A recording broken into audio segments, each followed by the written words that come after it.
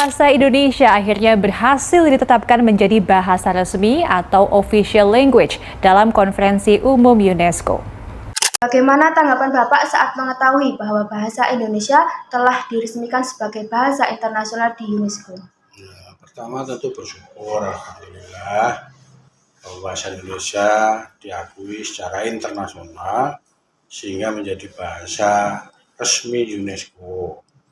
Yang kedua, tentu saja bangga bahwa kita sebagai komunitas bahasa Indonesia secara global, masyarakat secara global mengakui bahasa Indonesia sebagai bahasa pengantar khususnya di Perserikatan Bangsa-Bangsa, lebih khusus di UNESCO.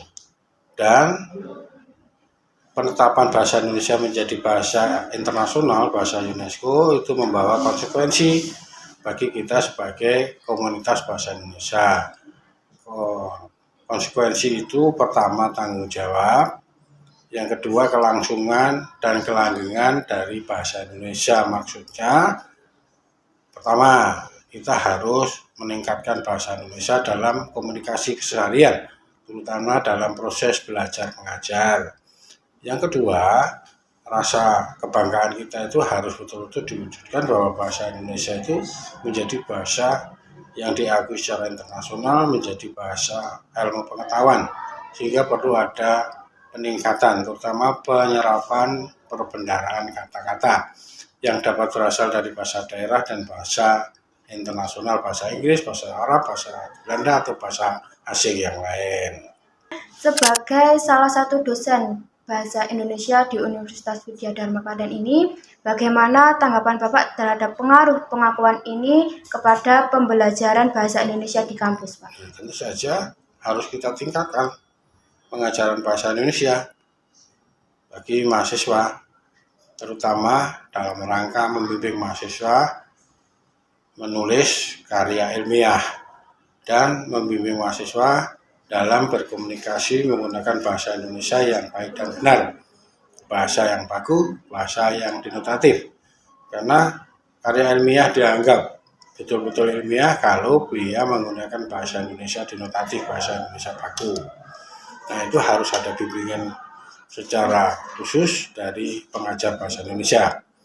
Yang kedua, kita harus aktif melaksanakan kegiatan apapun yang terkait dengan penulisan pembicaraan dengan menggunakan bahasa Indonesia. Kemudian harapan Bapak selaku dosen pendidikan bahasa dan sastra Indonesia kepada generasi muda Indonesia setelah bahasa Indonesia ini diakui secara internasional oleh UNESCO, Pak? Ya, seperti semboyan kita bahwa bahasa Indonesia itu kita gunakan sebagai bahasa persatuan, menggunakan bahasa yang baik dan benar, tapi kita tidak melupakan tentang bahasa daerah ya, sebagai bahasa ibu harus tetap dilestarikan.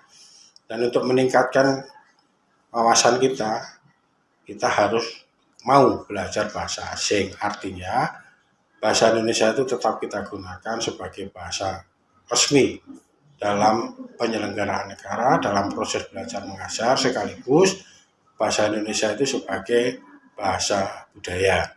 Dalam proses belajar mengajar, bahasa Indonesia itu tetap kita gunakan. Karena apa? Wawasan mahasiswa itu akan lebih terbuka apabila betul-betul dijelaskan dengan menggunakan bahasa yang levelnya level akademis.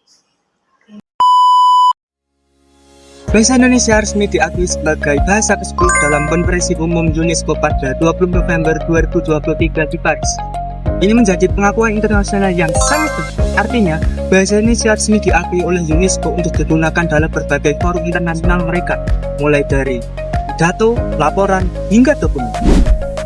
Betul sekali, bahasa Indonesia kini sejajar dengan bahasa dunia seperti Inggris, Mandarin, Spanyol, dan juga Arab.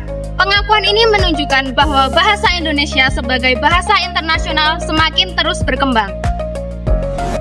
Penutur bahasa Indonesia ada lebih dari 275 juta orang. Itu menjadikannya salah satu bahasa dengan jumlah penutur terbanyak di dunia.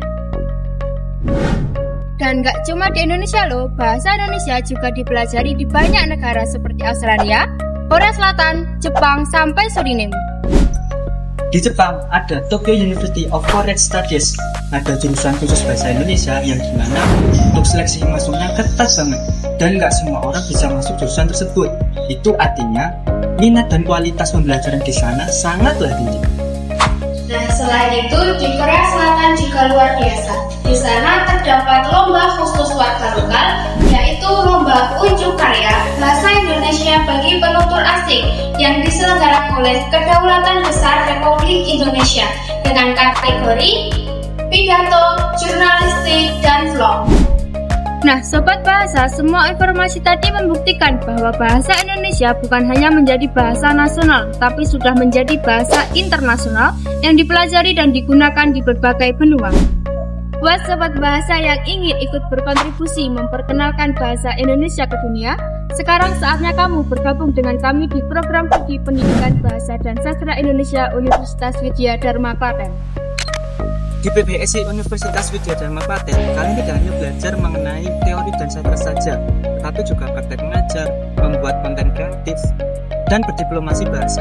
Ini pun mempunyai peluang kerja yang luas, bisa menjadi guru, penulis, peneliti, penerjemah, bahkan diplomat bahasa. Di PBSI ini, kurikulumnya update dan dosennya profesional. Yuk daftar di PBSI Universitas Widya Dharma Klaten. Jadilah bagian dari generasi yang membawa bahasa Indonesia ke panggung dunia.